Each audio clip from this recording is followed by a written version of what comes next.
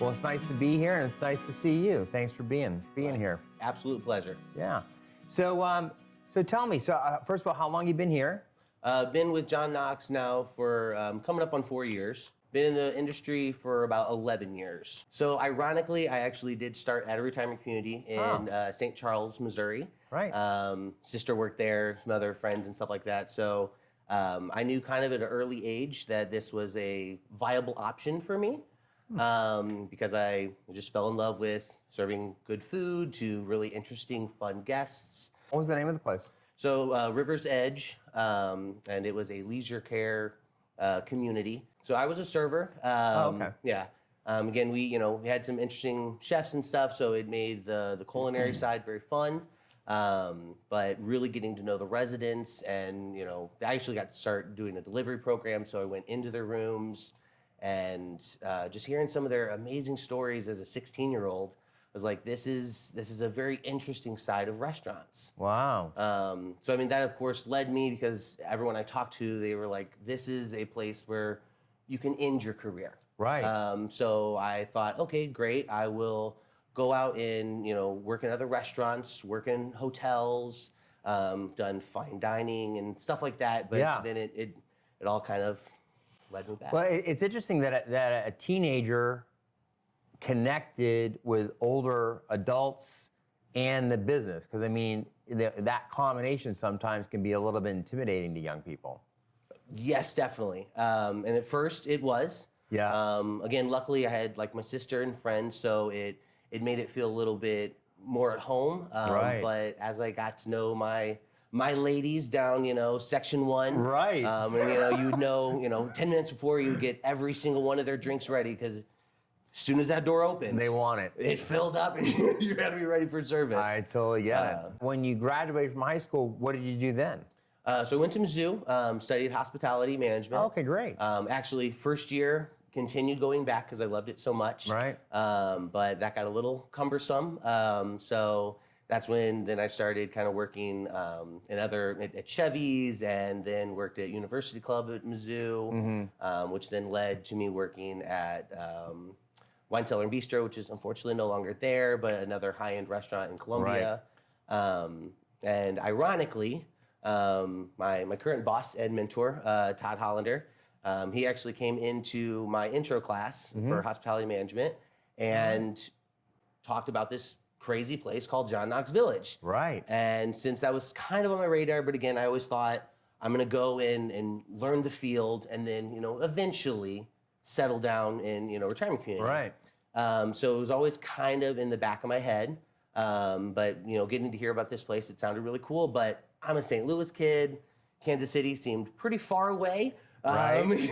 So I was just, kept in the back of my head. And then kind of continued career-wise, did some internships at the Arch, at Hyatt, went to San Antonio with Drury. So try to get into more of the hotel feel. Yeah. But I quickly realized that hotels and restaurants are mainly about guests that you see, regularly for 1 to 3 days, or, you see them once a week. And so, I like that regular feel. Right.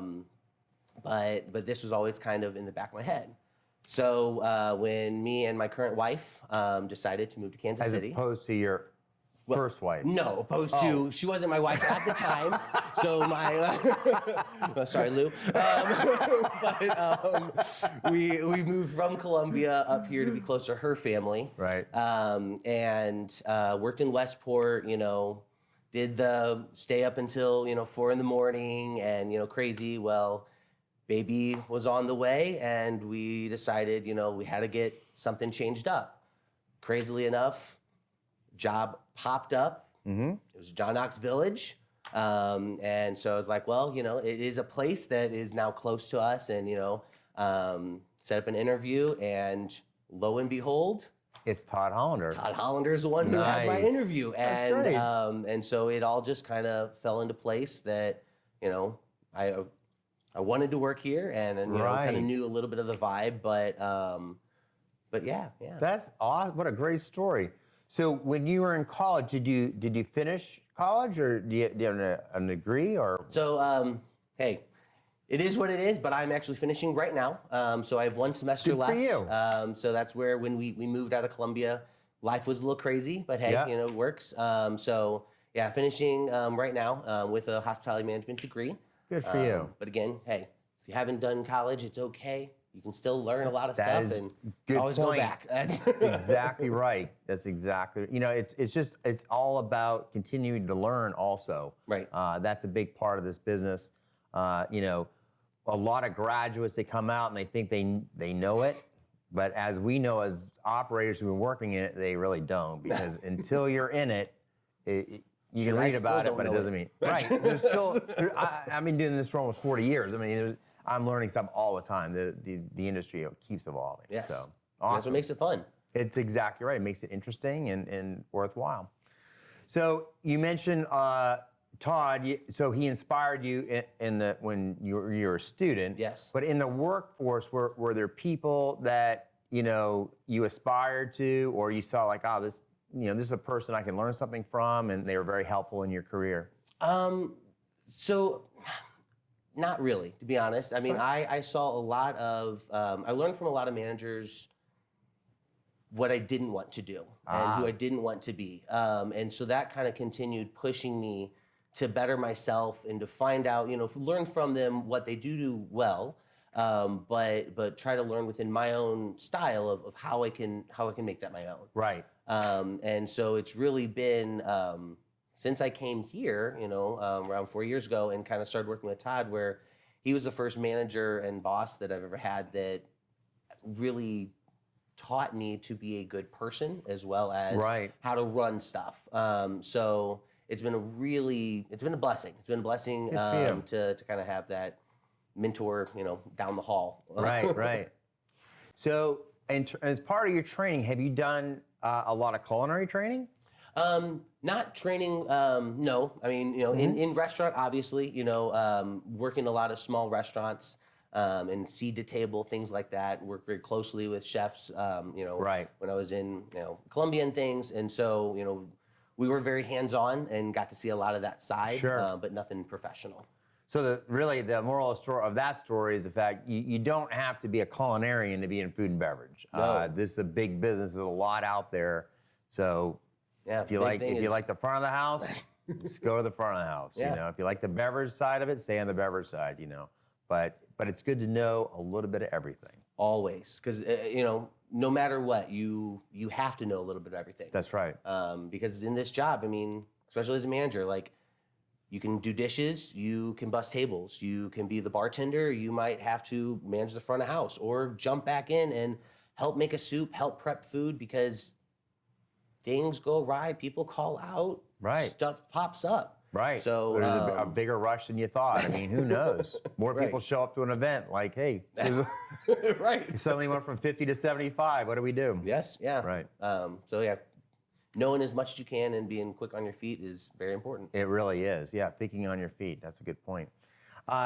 So in terms of your relationship with the staff, as an example, so tell me about what it is that you're trying to do as a manager with your staff, and what are your thoughts around all that? Again, coming from kind of smaller restaurants, it's always been very important to me, because in this industry, you're here. I mean, in the industry, but really here, you're here more than you are at home. Right. So taking in consideration that this is your work family. Mm-hmm. Now, of course, work always comes first, and and so you have to keep that business mindset. But you have to be together. You have to know that life is outside of here as well. Mm-hmm. So connecting with associates as people first, and then kind of working with them as professionals is something that I've always strived for and is very important to me. What has been your experience in terms of training your staff? Constant. It is always evolving. As soon as somebody says that they got it, that's when you got to redo it.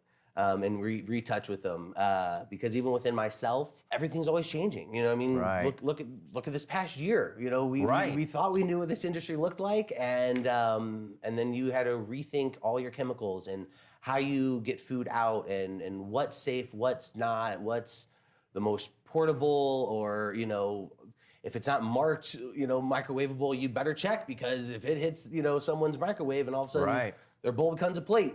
You know? Right. So it's just that constant evolution of don't stay stagnant, and always try to strive to better yourself in what you're doing. So we understand you've implemented the Pineapple Academy here. Yes, sir. So in terms of your approach from management to approach for training, what has that done for you in the organization? It's definitely opened up the opportunity to continue to grow, because as much as we as people want to have education, it's sometimes hard to figure out the best way to implement and to get that out, and especially in layman's terms. So, you know, getting down to the brass tacks. One thing that is always very nice is, you know, the very first lesson in Pineapple, hand washing. Right. It's one of those things where when you hire somebody, of course you know how to wash your hands. Of course you know how to put on gloves. Do you really? But no, actually a lot of people, you know, don't truly know. And so those little bitty steps help people that have been in the industry for a long time, one, remember that, and new people that are getting into it. It breaks down that barrier of having to, you know, ask those weird questions, and, you know, on your first day of, so how comfortable are you with washing your hands? Right. You know, as a manager, I always hope that answer is immediately, oh, well, yeah. Right. I do you. But do you do it correctly to the standards that we need you to do it to? Yes. Right. And there is, I mean, let's face it, there's a heavy regulatory aspect in senior living and in hospitals that restaurants don't necessarily fall under, or they have a tendency sometimes not to pay as much attention to it. And so I think it's interesting when you bring people into this space, is sort of, you do need to kind of reset their thoughts, or to your point, just show them the right way to start with and just get them off on the right foot. Right. You know, and that way, just the whole thing just gets a little smoother for everybody. Oh yeah. Retirement communities and elder care, it is a different beast. Yes. Because all of our residents and our guests and, you know, the people that we serve are higher risk. And so it is a different level and thought process from outside restaurants. Is, you know, you want to keep it high everywhere you go, obviously. Sure. But that is something that we internally have to continue to remind each other and ourselves, that you're not just taking care of guests and food, you're taking care of your family and the people that live above you. For you personally, what has the Pineapple Academy done for you? Opened up education, yes. Yeah. Giving the opportunity to, again, constantly kind of reevaluate, you know, what we're doing in processes.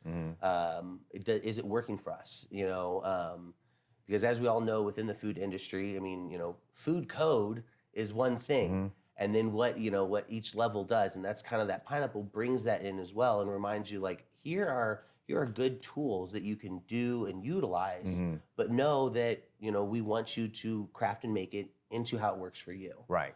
Because every establishment is different, Right. and you know, so it's definitely allowed us as managers that have been around to reevaluate what we're doing, and how to open that up. And again, it opens it up a lot easier for new associates coming on, to kind of give that groundwork and then be able to build up. Right.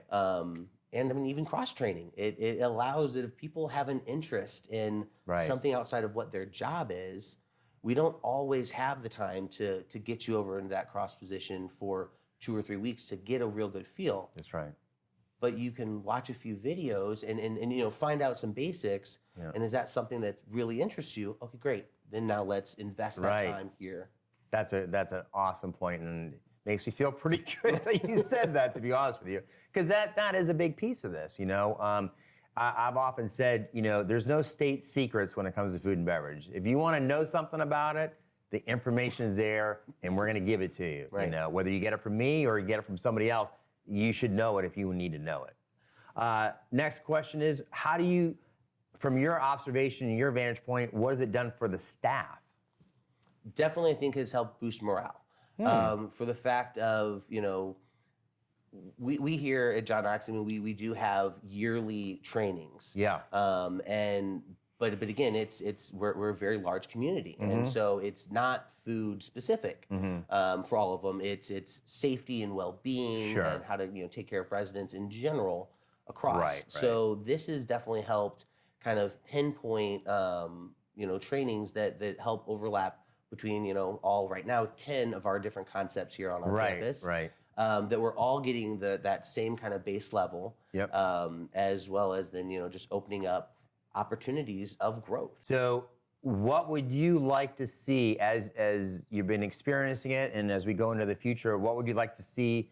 What kind of content would you like to see the Pineapple Academy have? Right now, I mean, I'm loving the growth of kind of those manager kind of levels.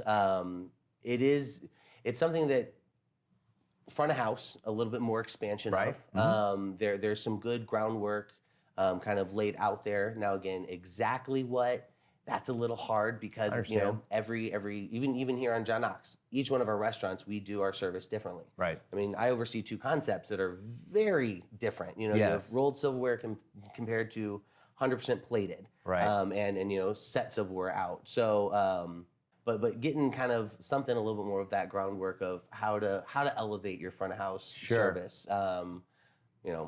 Event special setups or things like that would be kind of fun to bring that flair. Very good. Well, I thank you very much for your time, and I appreciate everything you're doing here. Greg, my absolute pleasure.